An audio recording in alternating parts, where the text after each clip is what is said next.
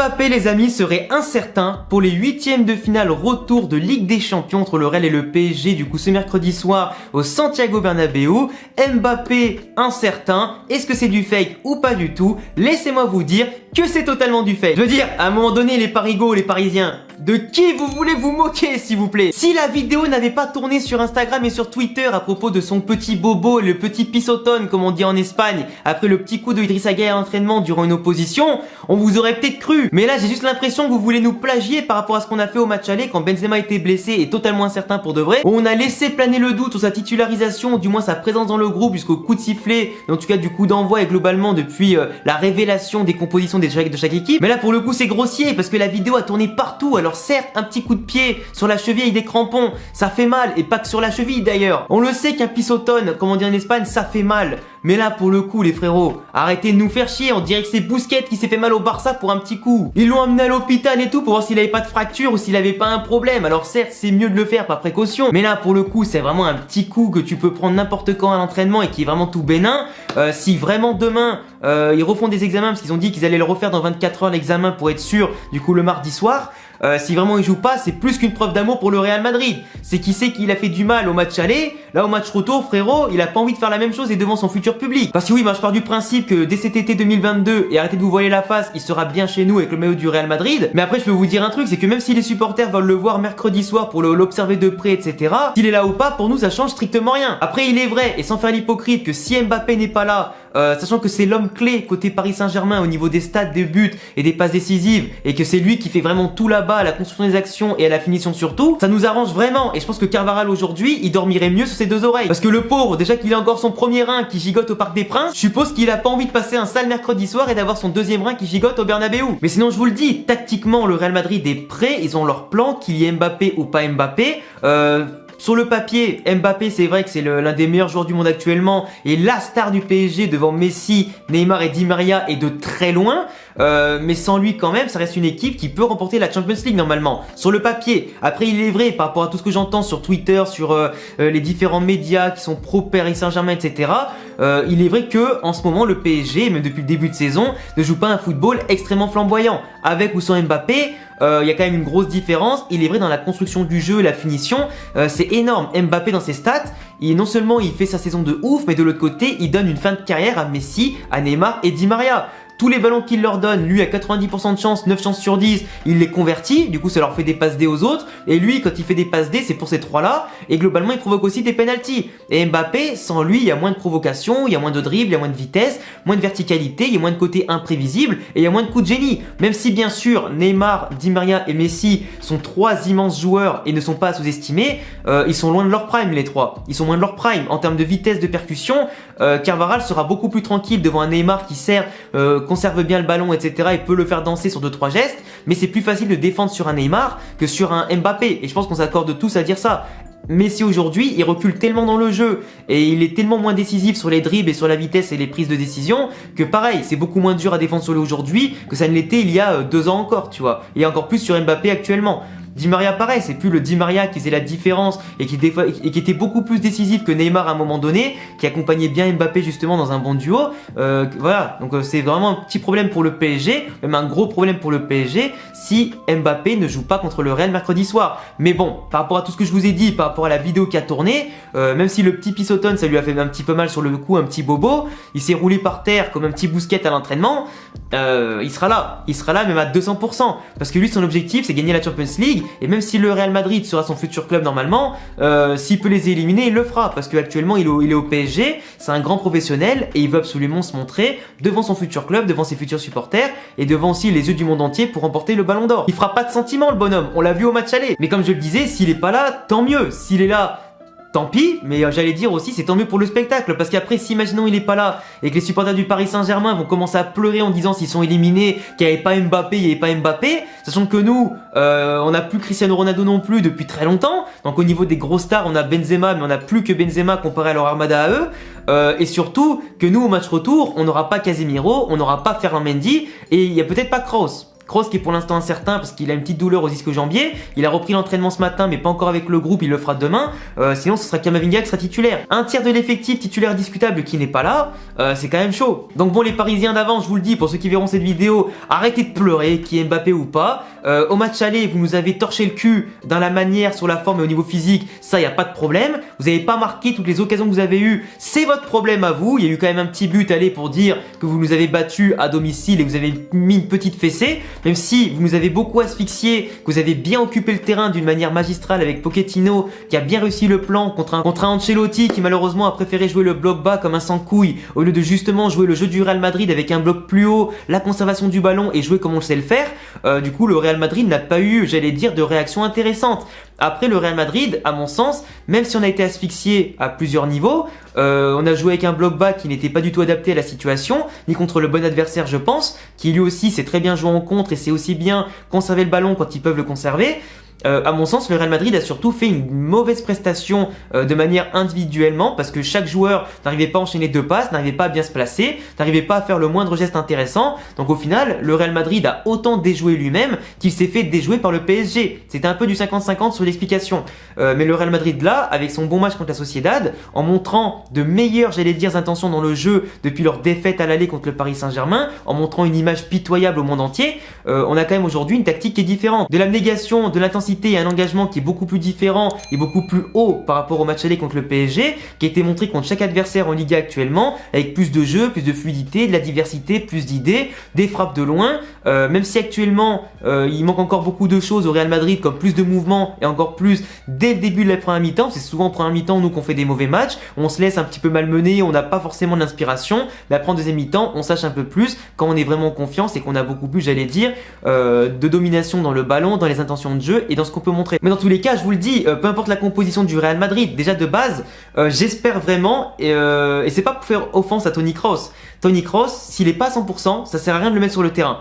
Et même s'il est à 100%, j'aimerais beaucoup que Ancelotti porte ses couilles et mette Modric, Camavinga et Valverde. Parce que dans l'intention de jeu, je pense que le profil de Kroos, par rapport à l'intention qu'on doit avoir dans le jeu en étant mené 1-0 dans la confrontation, je pense qu'avoir Kroos, certes c'est l'un des meilleurs milieux de terrain du monde, mais dans son schéma de jeu, c'est pas le plus intéressant contre le PSG aujourd'hui. Je m'explique. Camavinga, Valverde, ils vont apporter tous les deux jeunesse, percussion, volume de jeu, endurance, physique et surtout vont savoir porter le ballon et bien le conserver au milieu de terrain. Casemiro, il est très bon pour démolir, mais pour conserver le ballon, mais en plus pour construire les actions, c'est pas le meilleur. Des fois, il va te lâcher une transversale à la Xavi Alonso, tu sais pas pourquoi il a fait ça, ni comment il a eu l'idée de le faire, un petit peu comme le week-end dernier sur Carvajal qui part et qui la donne ensuite à Asensio pour marquer le 4e but. Mais des fois, il va tellement se regarder jouer, il va tellement prendre de manière nonchalante des décisions, mais à 2 à l'heure, qu'il va nous mettre dans la merde. Et c'est ce qui s'est un peu passé contre le PSG au match aller, et c'est ce qui se passe beaucoup trop souvent.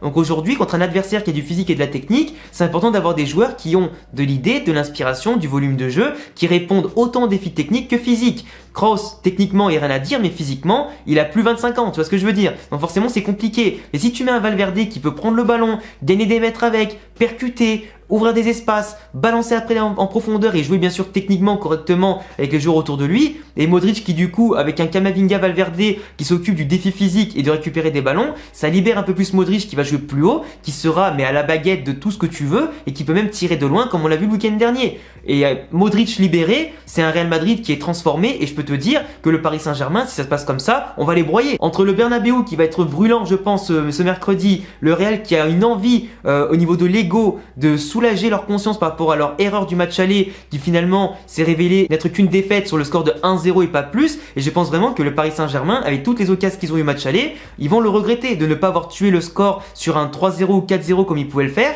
Ils peuvent le regretter. Avec ou sans Mbappé, si le Real Madrid joue comme ils veulent le faire en ce moment avec un bloc haut, avec un bon pressing, un contre-pressing, des joueurs qui dans tous les instants, offensivement, défensivement et au milieu de terrain font ce qu'il faut pour prendre à la gorge l'adversaire et l'asphyxier, plus la conservation du ballon parce que le Real Madrid quand ils se mettent vraiment à jouer au football, niveau conservation du ballon et sortie de balle propre et construction et finition, il n'y a quasiment pas mieux en Europe. Donc tu vois ce que je veux dire, le Real Madrid, ils peuvent très bien être dans un très bon soir comme dans un très mauvais. La version mauvaise, on l'a vu au match aller. La version très bon soir masterclass, expérience Ligue des Champions, on peut l'avoir au match retour et ça peut faire très mal pour le PSG. Parce que ce qu'a raté le PSG à l'aller, le Real ne le rate pas en Ligue des Champions. Et vous le savez tous. Parce que aussi Benzema est en forme, Vinicius est en forme, Asensio est en forme, les milieux de terrain sont en forme pour ceux qui seront présents, ils ont pris de la confiance, les défenseurs sont en place. Certes, Ferland Mendy n'est pas là, mais de l'autre côté, tu auras Alaba arrière gauche qui peut être très intéressant pour bloquer le couloir défensivement et beaucoup apporter offensivement par ses prises de balles et ses décisions et ses frappes et ses centres aussi, avec une bonne précision.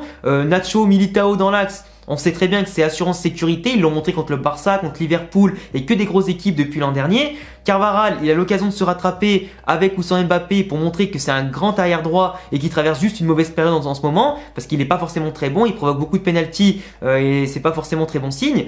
Mais après de l'autre côté, voilà, la bataille du milieu et surtout la clé de la réussite de ce match-là, ce sera d'avoir un bloc plus haut que celui de l'adversaire et surtout porter ses coronesses. Tu remportes la bataille du milieu de terrain, tu t'assures de la possession, des occasions avec un jeu diversifié, vu que Modric sera beaucoup plus libéré, que Benzema aussi sûrement aura beaucoup plus d'espace dans une composition comme ça, et des joueurs aussi au milieu de terrain qui seront autant joueurs que destructeurs. Et ça c'est intéressant. Après bien sûr à voir ce qui peut se passer, parce que dans un grand match, ça va jouer sur des détails, ça peut jouer sur un petit carton jaune qui va empêcher un joueur de défendre comme il faut, qui va peut-être pousser les entraîneurs à les sortir malheureusement. T'as des mecs qui peuvent se blesser, t'en as qui peuvent aussi faire la différence sur des coups de pied arrêtés, parce que les coups de pied arrêtés aujourd'hui, le Paris Saint-Germain est bien meilleur que le Real Madrid dans ce domaine-là. Entre les corners et les coups francs, ils en marquent beaucoup plus que le Real en marque et en encaissent beaucoup moins que le Real en encaisse. Donc ça peut être aussi problématique.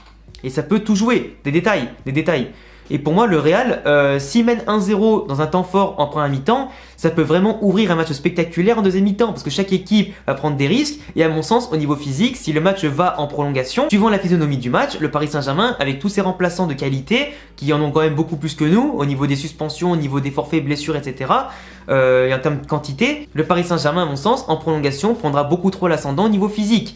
Et ce serait problématique. Et je pense que ce serait difficile pour le Real de tenir actuellement jusqu'au tir au but. Même s'ils peuvent très bien le faire, ça dépendra vraiment de comment on aura fait courir le Paris Saint-Germain pendant le temps fort, comment on les aura asphyxiés, comment on aura mis leur bloc assez bas pour que leurs contre à eux ou leurs actions partent de beaucoup plus bas et qui vont venir à s'épuiser très rapidement. Et comment on aura muselé bien sûr les grosses stars du PSG, si le PSG en face a l'équilibre nécessaire pour nous perturber ou pas du tout. Mais nous vraiment aujourd'hui le plan est clair, c'est avec ou sans Kroos, de conserver le ballon hyper haut, de diversifier les actions d'un côté comme de l'autre et d'essayer de tirer de loin et de pousser le PSG à prendre des risques, à se reculer et pourquoi pas laisser des espaces qui, à force de les asphyxier, va les commettre à la faute et pourquoi pas nous donner l'avantage. Donc pour moi, la bataille du milieu sera le plus important. Les défenses, je pense qu'elles seront en place des deux côtés, les attaques aussi. Attention bien sûr à la percussion de Mbappé, parce que le duel Mbappé-Carvajal sera une des clés du match, tout comme le duel Hakimi-Vinicius à mon sens. Comment Benzema va se sortir du piège de Kimpembe et de Marquinhos. Comment aussi Messi va se comporter, parce que Messi, aujourd'hui, je suis désolé, mais c'est clairement Mbappé qui lui refait une carrière. On va pas se mentir, qu'il lui refait une pré-retraite. Parce que toutes les passes banales de Messi finissent en passes décisives pour lui, parce que Mbappé plante des buts. Mbappé, quand il est là, du coup, il apporte des passes D aux autres. En plus, il va même leur faire des passes D pour qu'ils puissent marquer et faire des stats et même provoquer des penalties. Mais de l'autre côté, Messi, on l'a vu ce week-end, hein, quand il n'y a pas Mbappé, il fait rien. Et tous mes potes le disent, tous ceux qui sont pour le Paris Saint-Germain. Messi, certes, il fait des bons matchs, mais la plupart du temps, il est invisible. Et dans ces matchs-là, on sait qu'il a l'habitude de se montrer davantage que dans les petits matchs. Mais là, actuellement, je vois pas Messi faire une grosse différence. Après, je peux me tromper. S'il doit choisir un match pour se montrer, c'est celui-là, contre le Real. Son ennemi juré au Bernabeu, dans lequel il nous a souvent maltraités. Malheureusement, je le dis, oui. Mais là, aujourd'hui, c'est plus Mbappé la star que Messi, que Neymar ou Di Maria, ou que n'importe qui d'autre. Donc là, aujourd'hui, les facteurs X, c'est plus comment Mbappé va se comporter, comment la défense du Real va se comporter par rapport à eux. Est-ce que le Real sera décisif en termes d'efficacité et de manipulation du ballon, et comment le PSG aussi va gérer les blocs hauts et les blocs bas des Madrilènes. Mais vraiment, j'espère vraiment que Camavinga sera titulaire. Après, il faudra vraiment voir la physionomie du match pour savoir qui pourra rentrer en cours de jeu pour faire la différence et la décision. Et éventuellement faire basculer la rencontre. On ne sait pas si le moindre fait de jeu peut être intéressant ou pas. On verra mercredi soir, mais il est clair que de chaque côté, que vous soyez pour le Paris Saint-Germain ou pour le Real Madrid, va y avoir du stress de chaque côté parce que c'est limite une finale avant l'heure et ça va être un huitième finale retour assez chargé en émotions. Donc qui assurera le mieux la manipulation du ballon, qui aura son bloc le plus haut, qui va asphyxier l'adversaire, qui va le plus prendre le dessus sur les coups de pied arrêtés, sur les constructions d'actions, les actions clés surtout, Qui fera basculer la rencontre? Quel sera le joueur héros, pourquoi pas des Madrilènes pour une remontada? Qui sera le héros côté Paris Saint-Germain pour battre un grand club historique et aller en quart de finale? On saura ça mercredi prochain. Du coup, n'hésitez pas à vous abonner, à cocher la cloche et à mettre de gros pouces bleus si vous kiffez le foot espagnol et le Real Madrid et globalement le football mondial. N'hésitez pas à me donner tous vos avis et vos scores dans les commentaires. Mais en tout cas, je parie vraiment sur une remontada du Real Madrid pour une qualification, pourquoi pas sur un score de 2-0 ou 3-1. En tout cas, je l'espère énormément. Venez follow aussi sur tous les réseaux sociaux comme Twitter et Instagram pour parler foot et de ce match-là ou d'autres matchs, pourquoi pas. Et à bientôt les amis pour prochaine vidéo. Ciao!